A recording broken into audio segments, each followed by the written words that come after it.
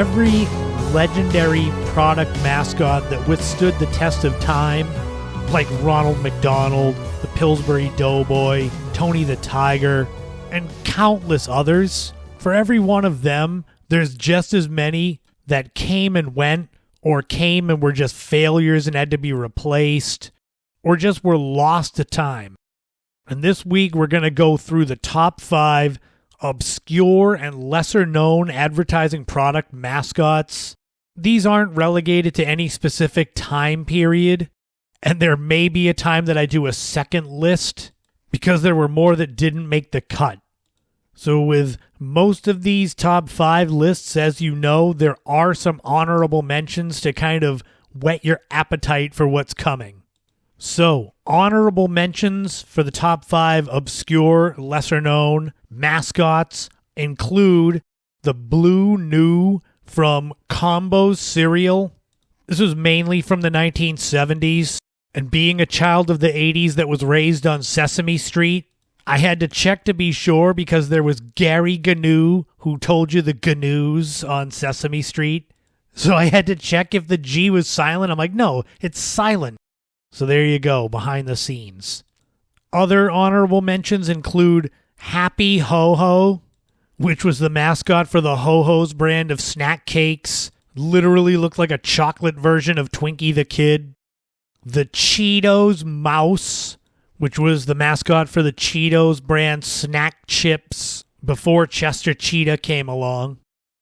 The Country Crock Hands, which were those two stupid hands, the man and woman, the couple that would be just caressing each other while they were trying to get the Country Crock spread for their bread and whatever else.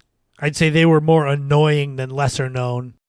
And finally, there was Cecil, which was the angry machine from the Grins and Smiles and Giggles and Laughs cereal, where those 4 characters tried to make Cecil laugh. But those were some of the honorable mentions. Now let's get into the actual top 5. Do you remember any of these? Number 1 is Mr. O from SpaghettiOs. This came out in the early 1980s. It's a puppet, but God, I'm trying to think of how to describe this, but it looks like a sperm with a Spaghetti-O wrapped around its head. It is the weirdest, creepiest looking thing, where it's this white worm with a head and arms, but a Spaghetti-O wrapped around its head. At least they gave the line, "Uh-oh, SpaghettiOs." So I guess Mr. O wasn't a total failure, but I don't remember this lasting that long, maybe a couple of years. You can find commercials with this character in them, whether he's with some chef promoting a new product or getting kidnapped by Mr. Bad Lunch. Number 2 is the Quiznos Spongmonkeys. If you had forgotten about these from about 20 years ago and I have put them back into your mind, I apologize. Much like Mr. O, I don't know how to describe these things.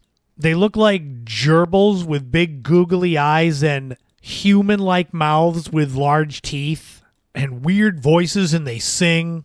Here, this'll help. We love these songs, 'cause they are good to us. The Quiznos subs, they are tasty, they are crunchy, they are warm because they toast them. There, now do you remember them? They were like 2004, and they didn't last long because I think they gave little kids nightmares seeing those things bouncing around the screens. It reminded me of something that should be on Adult Swim or maybe Ren and Stimpy. And although I loved Quiznos, especially when we had a couple on Cape Cod, seeing those weirdo things would not make me want to buy their subs. Number 3 was Krinkles the Clown from Sugar Rice Krinkles cereal. You want to talk about something that will give kids nightmares. He came around in the mid-1950s for post-Sugar Rice Krinkles cereal. He's a clown. He looks a little bit like Bozo, if that is a reference that you understand. He's got very much a Pennywise vibe to him. It could be that the commercials are all black and white, so it makes him look more menacing. The irony is, For as weird and creepy and overly enthusiastic about his cereal that Krinkles the Clown was, when they replaced him in the 1960s, he was replaced by a boy named So High, who was a stereotypical racist depiction of a Chinese boy. So it's like they went from bad to worse. Oh, and the cereal was overloaded with sugar, and that was their big selling point. So this was definitely a product of the past. Number 4 was Dunkie from Dunkin' Donuts. Long before there was Fred the Baker in the 1980s, there was Dunkie. Literally a creature made out of all different donuts. Crawler arms, a donut head. And he kind of lives inside this yellow Dunkin' Donuts teacup. He's a little cute, a little weird. He was introduced in 1954 and only really lasted through about 1960.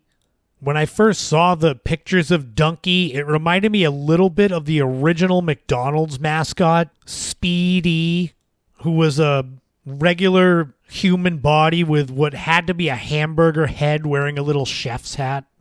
That one almost made the cut for this list. And finally, number 5 on the list of top 5 obscure and lesser-known advertising product mascots is Milton the Toaster from Pop-Tarts.